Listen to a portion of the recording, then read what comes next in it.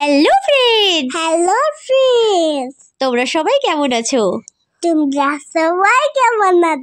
এই দিকটা ছিল সরস্বতী পূজার দিন। আমি, আমার বেটো আর আমার বর যাচ্ছিলাম ঘুরতে, কারণ বিয়ের পর বুঝতেই পারছো বর ছাড়া আর বয়ফ্রেন্ড তো আর পাবো না ঘুরতে এসে।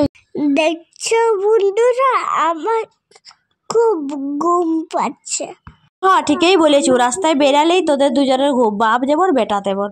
মা, তোমার ফেভারিট বিরিয়ানি?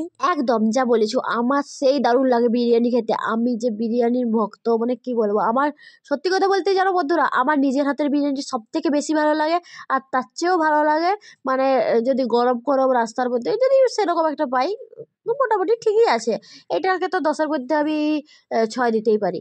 ওকে, সে যাই হোক, আমি বিরিয়ানি টিরিয়ানি খেলাম, ছাড়াকে একটু খাওয়ালাম, বর খেলাম, সবাই মিলে তারপর রাস্তা দিয়ে রওনা হলাম তোমার সিকিয়াঝাড়ের পথে। ওরে বাপ রে, রাস্তায় যাওয়ার পথে দেখছি হাতির ওইটা পুরো রিসেন্ট করে গেছে। তার মানে ভাবতেই পারছো আমাদের আর তো যাওয়া হলো নি। হঠাৎ করে যদি মোটর সাইকেলে যাচ্ছি, কার ফার তো আর নয় যে ফট করে যদি হাতি বেরিয়ে যায় কী হবে বুঝতেই পারছো। তাই জন্য আমরা আর গেলাম নি। একটা সুন্দর চা বাগান থেকে ওখানে ফটো টটো তুললাম। এই যে বর আর ছানার ফটো তুলছিলাম, মানে কি বলবো, জাস্ট অসাম লাগলো। জানিনি শিখিয়ে ঝোরা কতটা বা কী কেমন, কিন্তু ওইখানে আমরা চা বাগানে 2-3 মিলে যা মস্তিটা করলাম, এটাতেই আমার বোধহয় পেটটা ভরে গেল, মনটাও ভরে গেল। সো এইভাবেই আমাদের সরস্বতী পূজার দিনটা কাটলো। বিয়ের পর জানিনি ভাই কার কেমন কী কাটে, কিন্তু আমার বিয়ের পর এই প্রথম বরের সাথে ভালোই কাটলো। মানে আগে কোথায় কোথায় ছিলাম জানিনি, আমার অত মাথায় বুঝতে পারছি। দেখতেই পাচ্ছ এখানে শাড়ি টাড়ি ঠিক করছি আর দারুণভাবে ফটো টটো তুলছিলাম। সেইভাবে কেমন লাগলো তোমরা একটু বলে জানিও কমেন্ট করে কেমন লাগলো। Bye bye, tata. এগুলো কি করছো তোমরা? দেখবে বাবা, দেখবে পাতাগুলো ঘুমিয়ে করবি। দেখা এই তো ঘুমিয়ে গেল।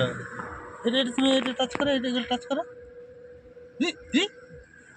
কি করছে? আর এগুলো টাচ করো, এগুলো টাচ করো।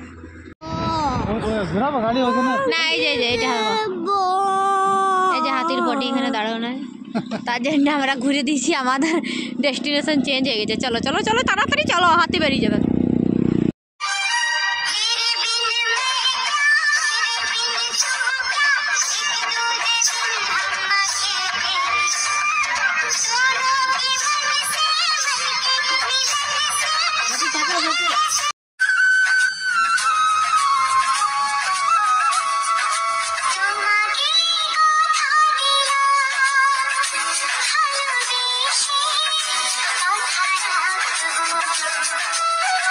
ভাত, আলু ভাজা, দাঁড়া নাও, বেগুন ভাজা, পাঁপড়, এটা হচ্ছে বাঁধাকপির ঝাল, এটা হচ্ছে লাবড়া। ঠিক আছে, একটু সরষার তেলটা ঢালো তো, একটু সরষার তেলটা ঢালো।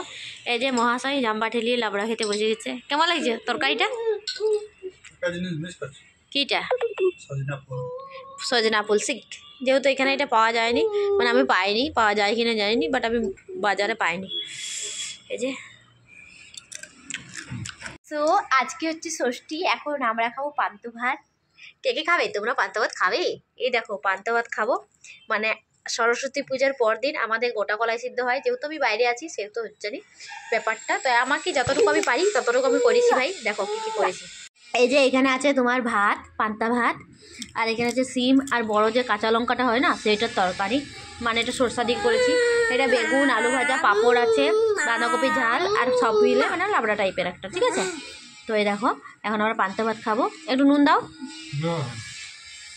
এই যে এখানে আছে তোমার ভাত, পান্তা ভাত, আর এখানে আছে সিম আর বড় যে কাঁচা লঙ্কাটা হয় না সেটার তরকারি, মানে এটা সরষা দিয়ে করেছি। এটা বেগুন, আলু ভাজা, পাঁপড় আছে, বাঁধাকপি ঝাল, আর সব মিলে মানে লাবড়া টাইপের একটা। ঠিক আছে, তো এই দেখো এখন আমরা পান্তা ভাত খাবো। একটু নুন দাও।